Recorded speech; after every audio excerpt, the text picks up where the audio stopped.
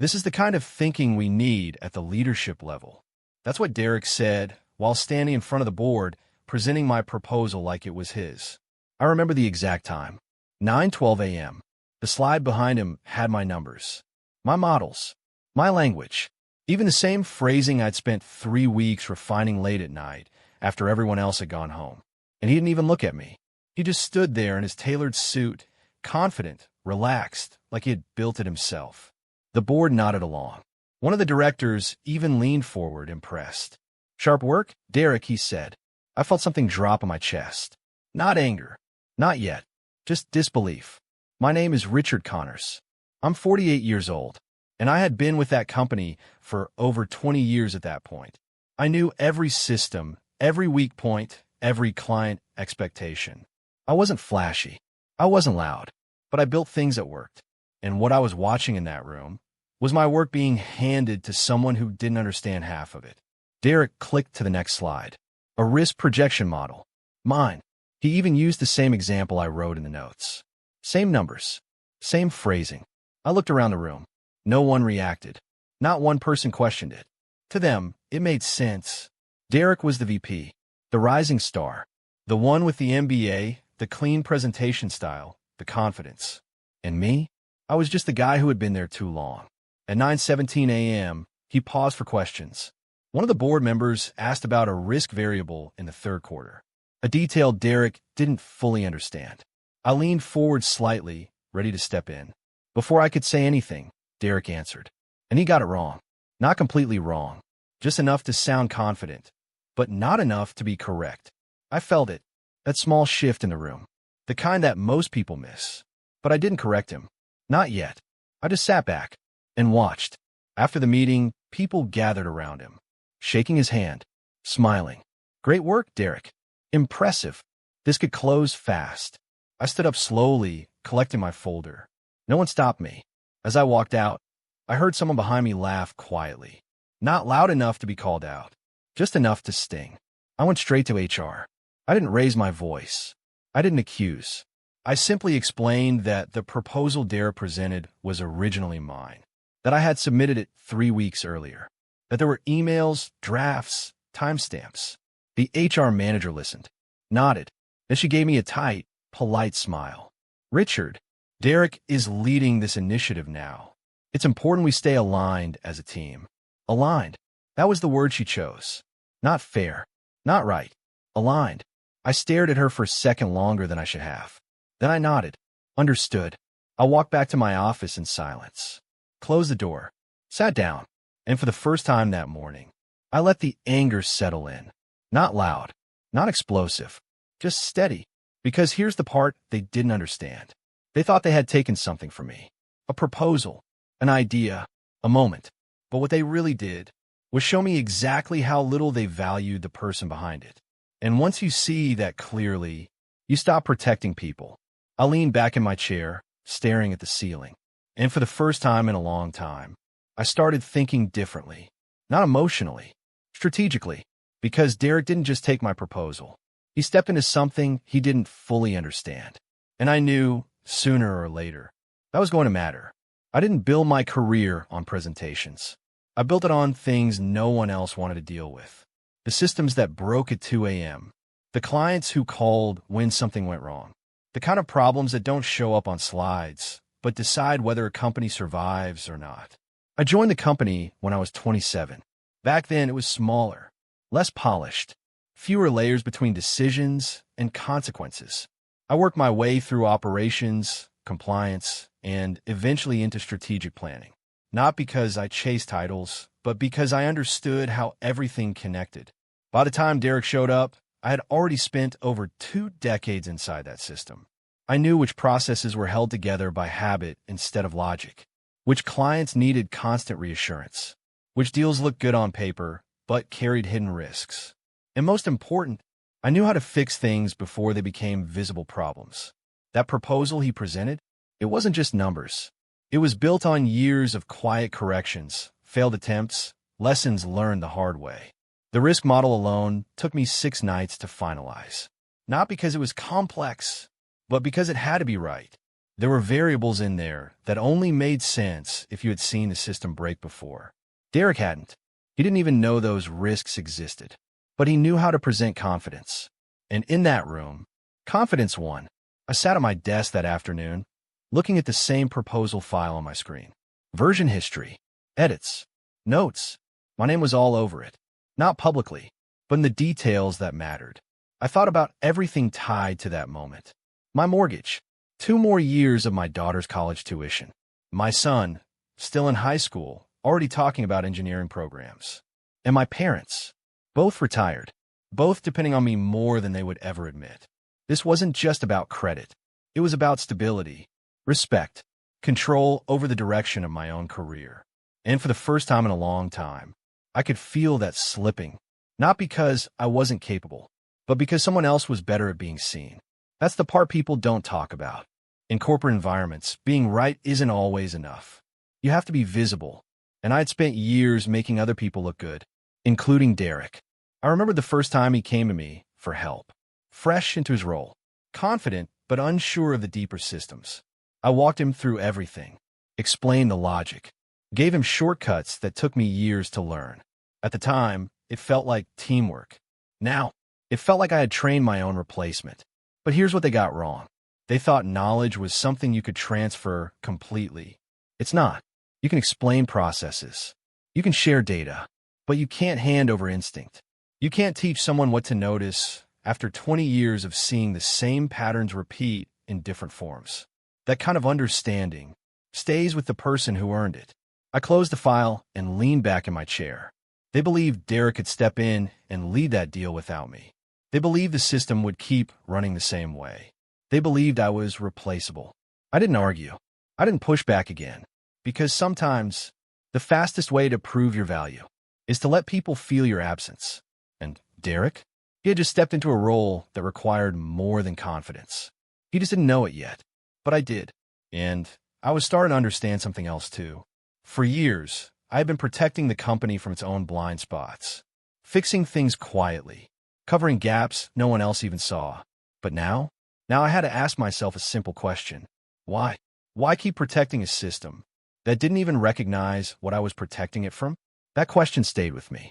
And slowly, it started to change how I moved, how I spoke, and more importantly, what I was willing to let happen next. There's a difference between being important and being visible. I'd spent most of my career being the first one. And after that meeting, I realized something very clearly. Derek had the spotlight, but I still had the foundation. The proposal he presented wasn't just a set of slides. It was tied to relationships, conversations, trust built over years. The kind of trust that doesn't transfer just because someone new stands in front of a room. That afternoon, I opened my inbox and started scrolling. Old threads, investor discussions, side conversations most people would overlook. Names I recognized immediately. People who didn't care about titles, only results. I had been their point of contact for years. Not officially, but consistently. I knew how they thought, what they worried about, what made them hesitate before signing anything. Derek didn't. He had this surface-level narrative. I had the context behind it. I remember a call from 6 months earlier. One of the key investors had concerns about long-term exposure. It wasn't something you could fix with a slide. It needed explanation, reassurance, timing. That entire section in the proposal, that came from that conversation. Derek had repeated the answer, but he didn't know why it mattered. That's where the risk was, and that's where my leverage lived. I leaned back in my chair and thought about the bigger picture. There were contracts tied to that deal, compliance checkpoints that had to be met before funding could move forward, internal systems that needed to be aligned, systems I had built and maintained. It wasn't something you could just hand off cleanly, not without gaps, not without questions. And when those questions came, they wouldn't go to Derek. They would go to the person who had always answered them before. Me. That realization didn't make me feel powerful. It made me feel clear. For the first time since that meeting, the situation stopped feeling personal and started feeling predictable. I wasn't dealing with betrayal anymore. I was dealing with a system that had made a short-term decision without understanding the long-term cost. And systems like that always correct themselves. The only question is how much damage happens before they do. I open a few more emails. Check the latest updates on the deal. Everything looked clean on the surface. Too clean. That usually meant something was being missed. I noticed a small inconsistency in one of the timelines Derek had shared with the team. Nothing major, but enough to cause a problem later if it wasn't addressed. I didn't say anything. I didn't fix it. I just noted it. That was new for me. For years, I would have stepped in immediately, corrected it before anyone noticed, protected the outcome. But this time, I didn't, because I was starting to understand something important. If I kept solving problems before they became visible, then no one would ever understand what I actually did. And Derek would keep standing in front of rooms, taking credit for work he couldn't sustain. So I made a quiet decision. I would still do my job. I would still be professional. But I would stop covering for gaps that weren't mine anymore. If something broke, it would be seen. If something was misunderstood, it would be questioned. Not aggressively, not dramatically, just honestly. And in a situation like this, honesty has a way of revealing everything. I closed my inbox and looked out the window for a moment. The city moved like nothing had changed. But inside that company, something had already shifted. Derek thought he had taken control of the narrative. What he didn't realize was that the story wasn't over yet. And the parts he didn't understand were the parts that would decide everything. Over the next few days, I didn't say much.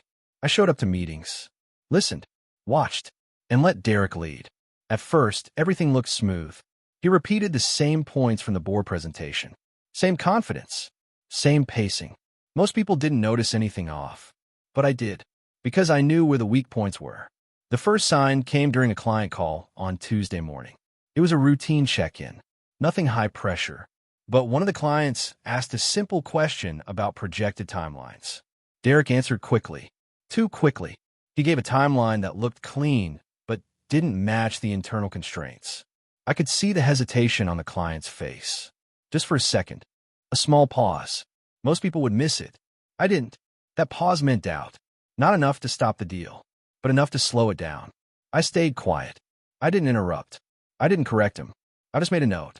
Later that afternoon, there was an internal review meeting. Derek walked through the financial projections again. This time, he skipped over a section. Not intentionally. He just didn't realize it was important. That section explained a key risk factor tied to market fluctuations.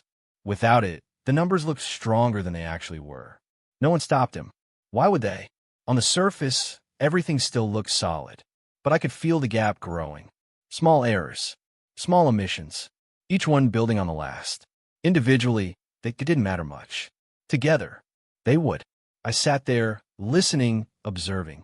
And for the first time in a long time, I didn't feel the urge to fix it. That was the hardest part.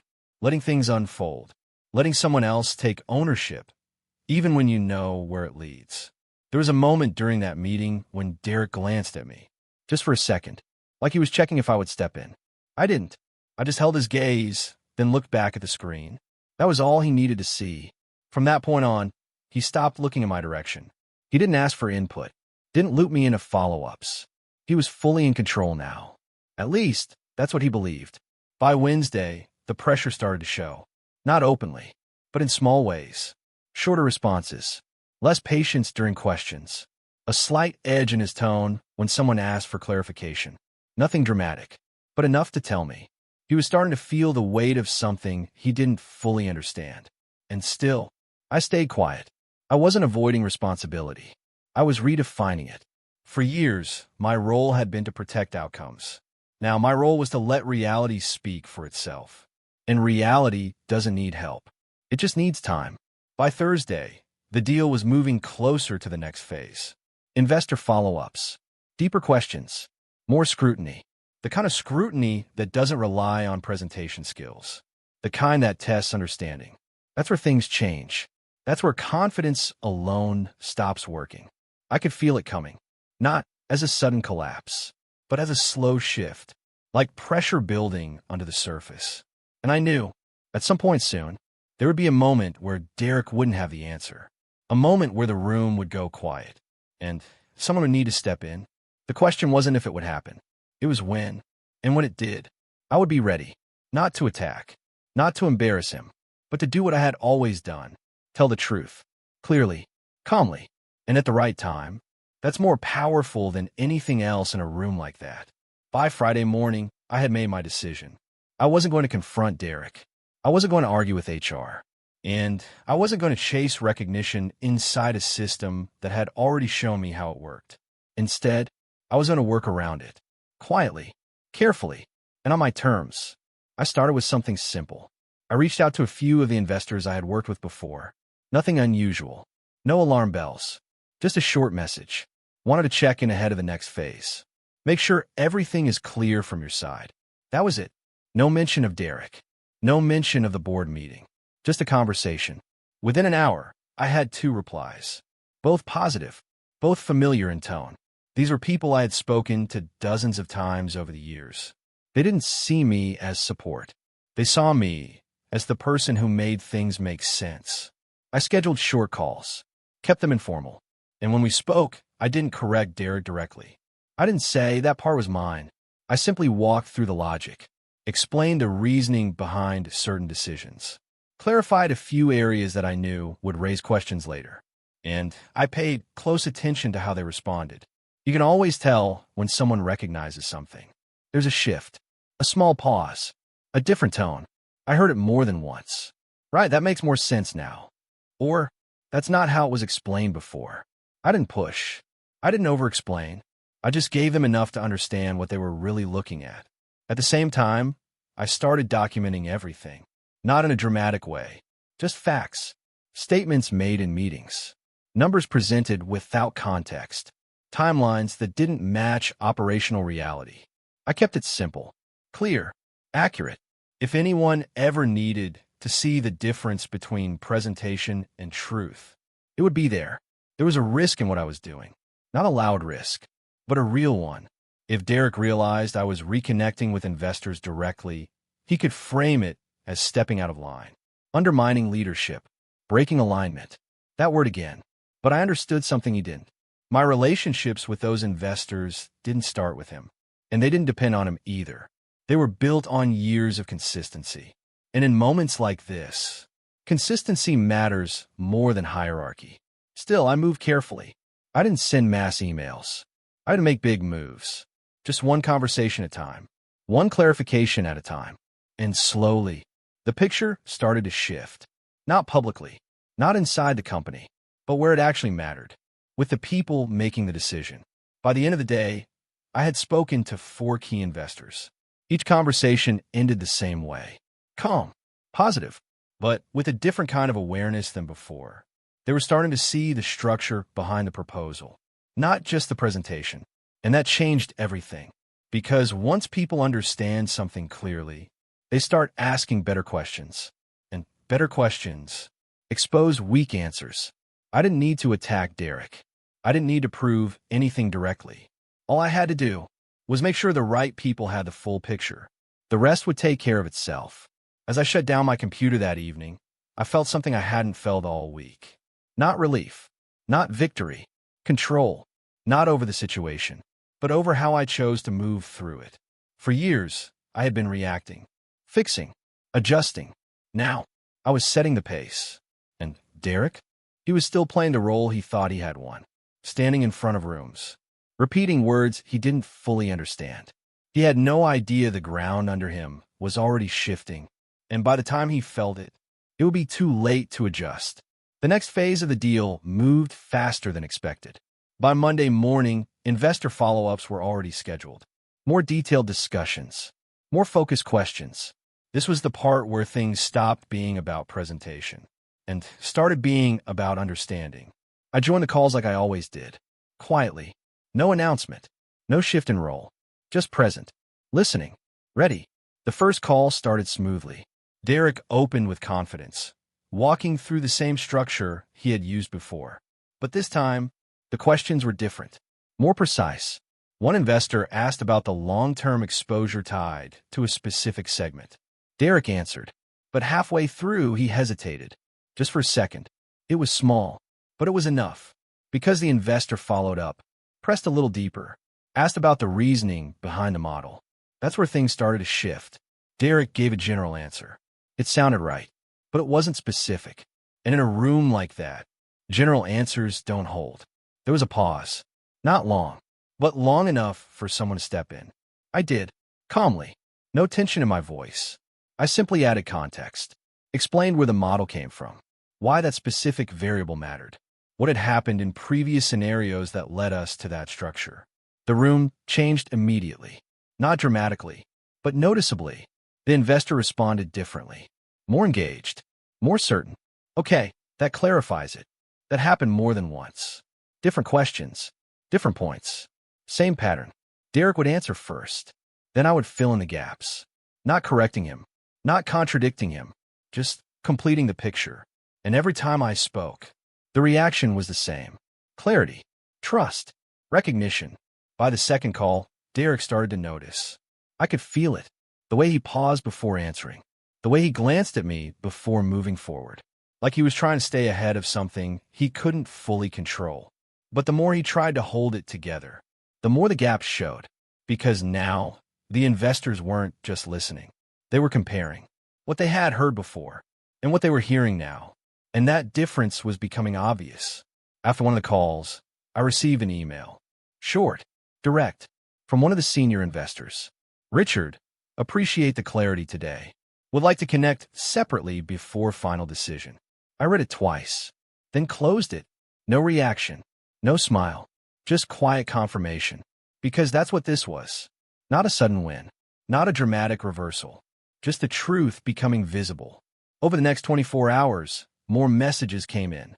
Some direct, some subtle, requests for clarification, follow-up questions, conversations that, until now, had always gone through Derek. Now, they were coming to me, not because I asked for them, but because trust moves in a specific direction. It follows understanding. And once people see where the real understanding is, they don't ignore it. Derek felt it too. By Tuesday afternoon, his tone had changed. Less confident, more controlled. He spoke slower, chose his words more carefully. But it didn't fix the problem, because the issue wasn't how he was speaking. It was what he didn't know. And that's not something you can adjust overnight. I stayed consistent, calm, professional. I didn't push further than I needed to. Didn't try to take over. I just responded when it mattered and let everything else unfold. Because at this point, the shift had already started. The authority in the room wasn't based on titles anymore. It was based on clarity.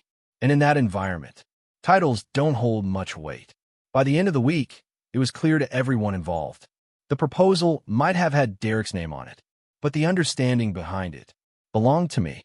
And that realization was setting the stage for what would happen next. The final investor call was scheduled for Thursday at 11 a.m. This was the one that mattered. The decision call. Everything up to this point had been building toward it. By 10:50, I was already in the conference room. Same room as the board meeting. Same screen. Same setup. But the energy felt different this time. Quieter. Tighter. Derek walked in a few minutes later.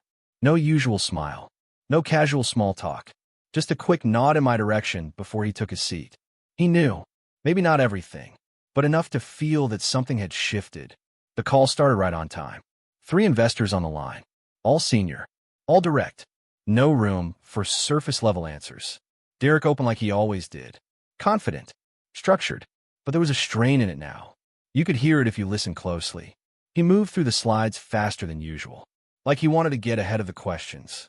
But you can't outrun that part of conversation. The first question came 10 minutes in. Simple on the surface, but layered underneath. Can you walk us through how this model holds under a stress market scenario? Derek paused, just for a second. Then he started speaking. He repeated parts of the explanation, used the same phrasing. But halfway through, he lost the thread. Not completely, but enough that it became obvious. He started circling the point instead of answering it. That's when the first silence hit. Real silence. The kind that fills a room and doesn't leave space for easy recovery. One of the investors spoke again. Derek, I'm not hearing the underlying logic. Who built this model? There it was. Direct.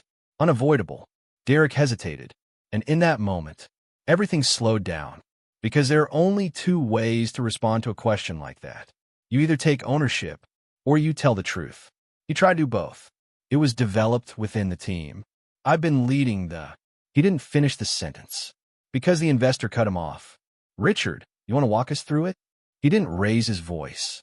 Didn't sound frustrated. Just certain. I leaned forward slightly.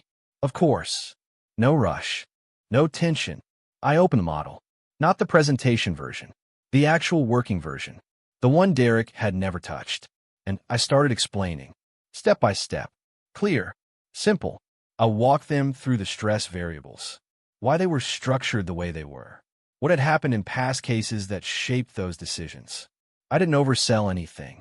I didn't try to impress. I just told the truth. And as I spoke, you could feel the room change. Again. But this time, it wasn't subtle.